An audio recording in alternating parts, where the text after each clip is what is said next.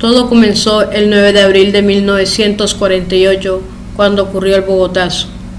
Te recuerdo que fue el magnicidio de Jorge Eliezer Gaitán. A raíz de eso, ese día se realizaron diferentes problemas civiles y se dice que a raíz surgieron grupos de margen a la ley como el M-19, la FARC, entre otros. Cabe anotar que estos grupos al principio eran grupos que eran revolucionarios, que tenían ideas claras y eran del ejército del pueblo, pero más tarde estos grupos se empezaron a involucrar con la mafia, la extorsión, el narcotráfico, el secuestro, etc. Por lo que hoy son terroristas. Algunos factores de que contribuyeron a la prolongación de la violencia fueron los temores anticomunistas de la clase dirigente, la privación económica de los sectores populares y un rígido sistema de partidos que solo permitía la participación de dos partidos políticos. Es el conflicto interno más antiguo del hemisferio occidental. En sus más de 50 años no hay ningún colombiano cuya vida no haya afectado.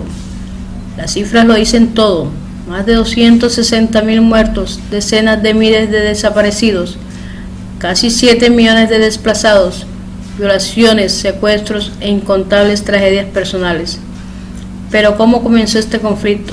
¿Quiénes son sus protagonistas y por qué una de las democracias más estables de América Latina ha vivido en guerra por más de medio siglo?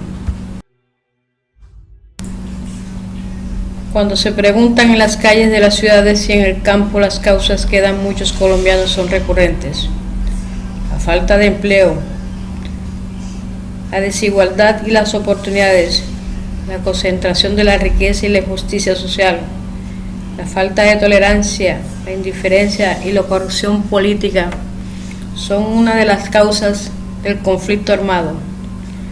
A pesar de sus riquezas naturales, Colombia es uno de los países más desiguales del mundo, el tercero después de Haití y Honduras en el continente americano. El conflicto en Colombia es distinto a otras guerras civiles. En el mundo se suelen tener causas étnicas, económicas o religiosas. Es incluso difícil para los colombianos definir la naturaleza del conflicto. Ni siquiera para nosotros los colombianos sabemos por qué el de la violencia de Colombia. Pero se dice que es un negocio lucrativo, un negocio bélico que se autoperpetúa, influenciado por el narcotráfico, un ciclo de represalias por las atrocidades cometidas en el pasado, una guerra de clases de campesinos revolucionarios contra un sistema corrupto, la tendencia a ejercer violencia desde el poder y la política, la falta de resolución en la cuestión de la propiedad de la tierra en el campo, las faltas de garantías para la pluralidad y el ejercicio de la política. Pero ¿cómo comenzaron las FARC?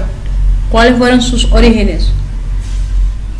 Son los de un grupo de autodefensa integrados por campesinos de tendencia liberal desplazados durante el periodo de la violencia, que más tarde adoptaron la ideología comunista. Tumbaron monte para abrir un claro en la selva y se establecieron en la parte alta de las cordilleras.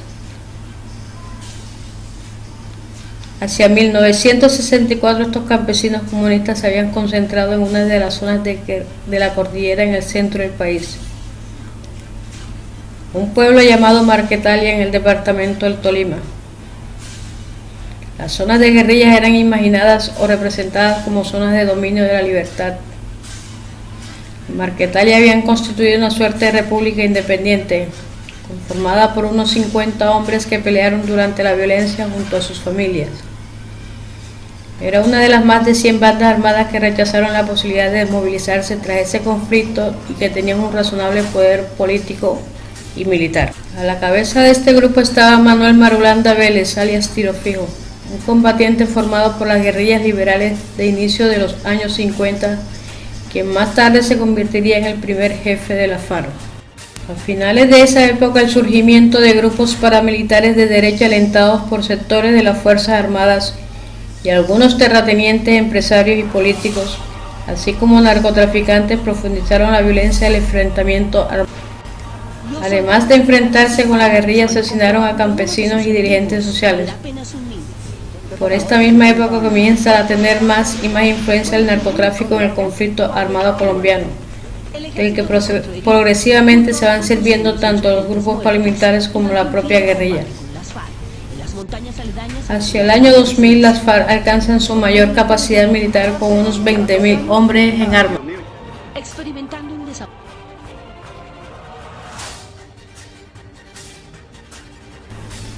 Los años siguientes registran una sucesión de hechos dramáticos con métodos más violentos de guerra.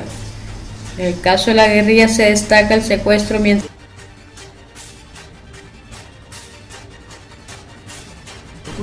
es incluso difícil para los colombianos definir la naturaleza del conflicto. Se agregan diferentes explicaciones, donde se dice que es un negocio lucrativo bélico que se autoperpetúa, influenciado por el narcotráfico, un ciclo de represalias por las atrocidades cometidas en el pasado, una guerra de clases de campesinos revolucionarios contra un sistema corrupto, la tendencia a ejercer violencia desde el poder y la política, la falta de resolución en la cuestión de la propiedad de la tierra en el campo, la falta de garantías para la pluralidad y el ejercicio de la política. Pero ¿por qué llega el fin del conflicto con la FARC en estos momentos? Pues no es la primera vez que se trata de alcanzar la paz entre gobierno y FARC. Ya hubieron unos acuerdos en 1984, donde hizo la FARC su primer intento. Con él se sumaron un partido político, la Unión Patriótica, cuyos miembros fueron blanco de escuadrones de extrema derecha y miles de ellos fueron asesinados. Desde entonces han tenido una profunda desconfianza de dejar las armas. Hubo un nuevo intento en 1991 y en 1992, otro en 1998 y 2002, que por diversos motivos fracasaron. Durante los gobiernos del presidente Álvaro Uribe, en el 2002 al 2010 se lanzó una profunda ofensiva contra la FARC, que incluyó bombardeos a campamentos rebeldes y se extendió durante el gobierno de su sucesor y actual presidente Juan Manuel Santos. En los ataques del gobierno se diezmaron las fuerzas guerrilleras y mataron a varios de sus máximos líderes, entre los cuales no estaba Manuel Murolanda, ya que murió de viejo en un campamento. Pero con él estuvo el mono Jojoy, Cano, Raúl Reyes y muchos más. Hoy se estima que la FARC tienen unos 7.000 hombres en armas. Existe el argumento de que este debilitamiento puso a los rebeldes en una posición más razonable para negociar. Pero también hay un contraargumento que tras más de una década de ofensiva estatal militar, las fuerzas del gobierno no lograron derrotar a la FARC. Para ellos también era razonable pensar en negociar. En cualquier caso, en noviembre del 2012 se iniciaron los diálogos de La Habana entre los líderes del gobierno y el gobierno de Juan Manuel Santos. ¿Se habrá una paz definitiva? Los acuerdos de La Habana con las FARC son un elemento esencial para alcanzar una paz estable y duradera en Colombia, pero no son lo suficiente. Por una parte, el ELN sigue activo y aunque hubo avances hacia un proceso de paz con esta guerrilla, todavía no ha comenzado y no parece que esté cerca su inicio. Por otra parte, los grupos paramilitares que surgieron para combatir a la FARC y que se desmovilizaron oficialmente a mediados de la década pasada no entregaron las armas por completo. Muchos de sus miembros se deglutinaron en los que hoy son gobiernos llamados grupos armados organizados, BACRIM o bandas criminales. Entidades criminales con capacidad de control territorial en cierta parte del país y un alto poder de fuego. Estos grupos se dedican a la extorsión, al narcotráfico, al tráfico de personas y a la minería ilegal.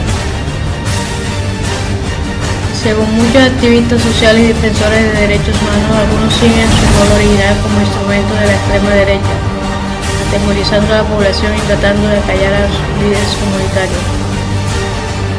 Finalmente, y es crucial, muchos creen que una paz sólida en Colombia solo se podrá conseguir cuando se hayan resuelto las causas fundamentales del conflicto: